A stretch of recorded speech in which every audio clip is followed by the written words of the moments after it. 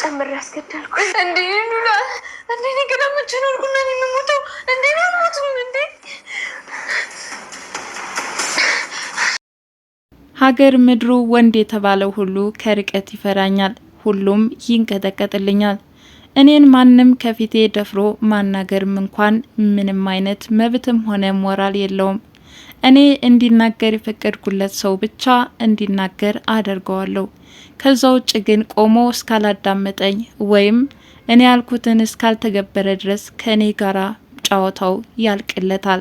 እኔን ሊጎዳኝ ያሰበ ሁሉ ምርጫው ሞት እንደሆነ ያመነ ብቻ ነው ይላል አቶ ዝናው።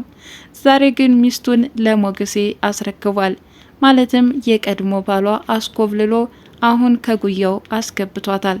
ዛሬ ላይ ታዲያ ጦርነቱ ተቀጣጥሎ በሁለት ጎራ ተከፋፍለው እያስኬዱት ይገኛሉ።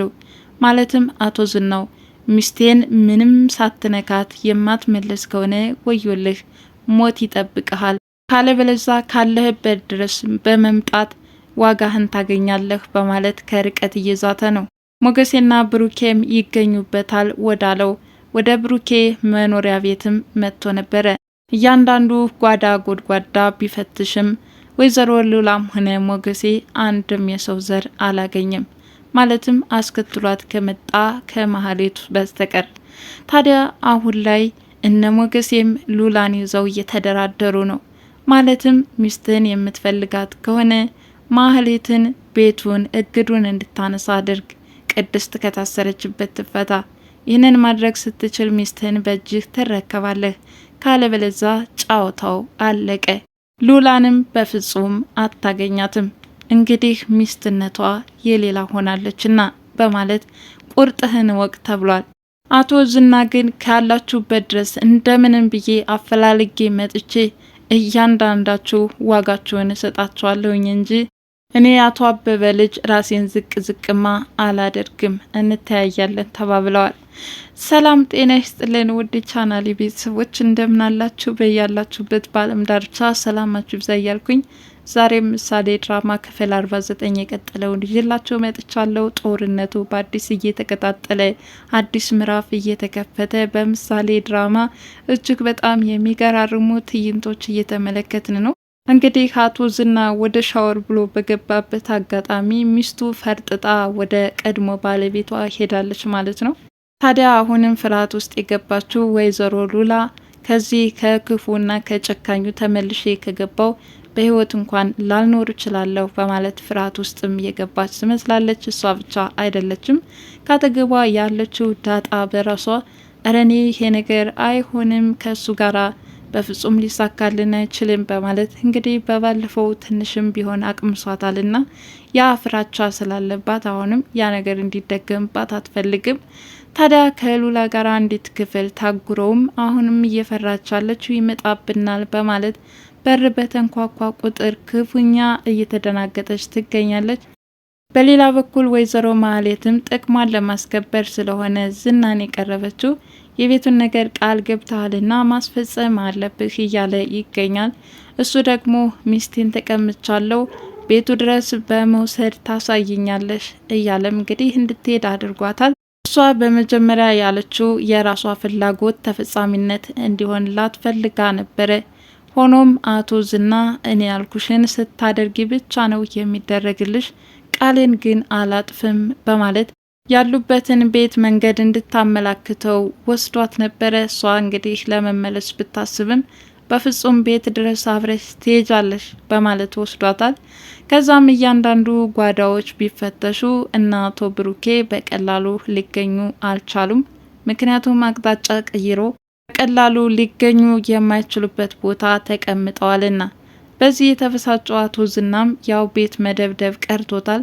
ሽጉጡንም በመምዘዝ ያገኘው ላይ ለመተኮስም ቢያስብ ነገር ግን ምንም አይነት አንዳች ሰው ዘር ከቤት አለመኖሩ ንዴቱን ሳይወጣ በመቅረቱም እንግዲህ መሬት እየደበደበና ልብሱን አውልቆ እስከ ማበድ ደረጃ የደረሰበት አጋጣሚ ነበረ።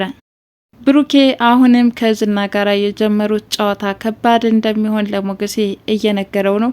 ምንም አማራጭ የለንም፣ ከዚህ በኋላ ወደ ኋላ ማለት የለም፣ ሉላን የምትወዳትና የምትፈልጋት ወይም ሚስት ልታደርጋት ካሰብክ ማህሌት ያሳገደችውን እግድ እንድታነሳና ቅድስትን ከታሰረችበት እንድትፈታ ማድረግ ስትችል ብቻ ሚስትህን መውሰድ ትችላለህ በማለት እንደራደረው እያለም ሞገሴ ብልጥ ሆኖ ተከስቶበታል ማለት ነው። አቶ ዝናም ስልክ በመደወል ሉላን ታመጣላችሁ እያለ እያፋጠጣቸው ነበረ። እነሱም የመደራደሪያ ሀሳብ ያሉትን ያቀርባሉ። ማለትም ስልኩን ያነሳው ብሩኬ ስለነበረ አሁን አንተ ሚስትህን ሚስት ማድረግ የምትፈልግ ከሆነ ከኛ አንድ ነገር እንድታደርግልን እንፈልጋለን። እሱም ማህሌት እግዱን እንድታነሳ አድርግ፣ ካለበለዛ ሉላን አታገኛትም በማለት አስጠንቅቆታል። ይህማ እኔ በቁሜ ሙቻለሁ፣ በፍጹም ላደርግ አልችልም። ካላችሁበት ድረስ እመጣለሁ፣ መታችሁ ስለወሰዳችሁ ብቻ ደፍራችሁኛል በሚል ስሜትም እጅግ በጣም ብስጭት ውስጥ ይገኛል አቶ ዝና ማለት ነው። እንግዲህ ሞገሴም ከስንት ጊዜ በኋላ ፍቅረኛውን ስላገኘ እጅግ በጣም ደስ ብሎታል። አሁን የሆነ ቦታ ተደብቀው እንደሚኖሩም እያሰበ ነው። ማለትም ከጎኔ እስካለች ድረስ የመጡብኝን ሁሉ እቋቋማቸዋለሁኝ፣ ነገር ግን አንቺን ማጣቴ በህይወቴ ብዙ ነገር አጉድሎብኛል በማለትም ሞገሴ እንደሚወዳትና 10 ዓመት ሙሉ ሌላ ሴት መቅረብ እንዳልቻለ እየገለጸላት ነበረ። ይህንን ተከትሎም እንግዲህ ዳጣና ሉላ እዛች ቤታቸው ሆኖ ሞገሴ ግን በጣም ይወድሻል፣ አንቺ ሲል ብዙ ነገር ሆነልሽ በማለት እየገለጸችላት ነበረ። አዎ ሞገሴ ማለት ታማኝ ነው፣ የምወደውም ፍቅረኛዬ ነው በማለት እየገለጸች ሳለ ታማኝነቱንስ ወዲያ ጣየው በማለት እንግዲህ ማህሌት ጋር እየተኙበትን አጋጣሚ ለማስታወስ ፈልጋለችና ታማኝነቱንስ ወዲያ ጣየው። ለማንኛውም አሁን እየከፈለ ያለው መስዋዕትነት እጅግ በጣም አስደንቆኛል። ታዲያ በዚህ ሁኔታ ግን እዚች ጠባብ ቤት እንዴት ብለን ነው ህይወትን ልንገፋ የምንችለው? አንቺስ በዚህ መልኩ ከዝና እንዴት ልታመልጭ ትችያለሽ? በማለት ለሉላ ጠይቃታለች። ሉላም ቢሆን በሷ በኩልም ስጋት እንዳለባት፣ ምክንያቱም ብዙ ሰው ያውቀዋል፣ ይፈራዋል፣ አቅጣጫም ይጠቁሙታል፣ ያለንበትን ቢሆን በቀላሉ ማወቅ ይችላል በሚል ስሜት አሁን ካሉበት መጥቶ ሊበቀላቸው እንደሚችልም እያሰበች ፍርሃት ውስጥ ናት። ሆኖም በዚህ ሁኔታ ከመጣስ ምን ያደርገናል በማለት ዳጣ ጠይቃት ነበረ። ከመጣማ ሁለታችንም ነው የሚገድለን በማለት ነግራታለች። በእርግጥም አያደርግም አይባልም። ምናልባት ሉላን ስለሚወዳት ጉዳት ላያደርስ ይችላል። ዳጣን ግን ወይም ሌሎች ደግሞ እነ ሞገሴ እነ ብሩኬን ካገኘ በከፍተኛ ሁኔታ ሊበቀላቸው ይችላል። ነገር ግን ዝና ተብዬው በጉራና ማለትም በጉልበት የሚያምን ስለሆነ ሞገሴና ብሩኬ በቀላሉ ያሸንፉታል ብዬ እገምታለሁኝ።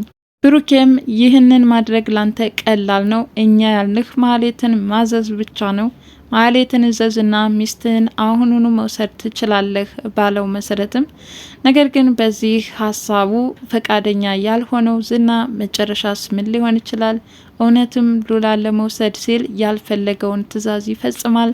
ምናልባትም ዝና ፈቃደኛ ሆኖ አሁን ማህሌትን እግዱን እንድታነሳ ትዕዛዝ ቢያስተላልፍ ይህንንስ ፈቃደኛ ሆና ትቀበላለች ወይ? አብረን የምንመለከተው ይሆናል።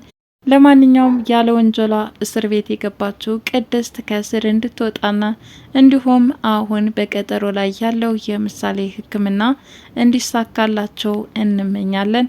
ድሉ የሞገሴና የብሩኬ እንደሚሆን ምንም አያጠራጥርም።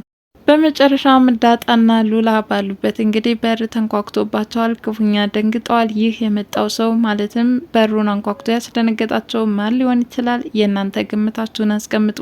እኔ ግን በእርግጠኝነት ዝና እንደማይሆን ከሞገሴና ከብሩኬ አንዳቻቸው ይመስለኛል። ዝናማ ገና መልፋት አለበት። እንዲህ አልጋ ባልጋ አሁንም ሉላን ከእጁ የሚያስገባበት አንዳችን ምክንያት ሊኖር አይችልም። እንግዲህ የዛሬው ቪዲዮ ይህንን ይመስላል። በቀጣይ እስከምንገናኝ ድረስ ምሳሌ ክፍል 50 ይዤላችሁ የሚቀርብ ይሆናል። ለቻናሌ አዲስ የሆናችሁ ላይክ፣ ሼር፣ ሰብስክራይብ በማድረግ ቤተሰብ ትሆኑ ዘንድ በአክብሮት ጋብዛለሁ። ባይ ባይ።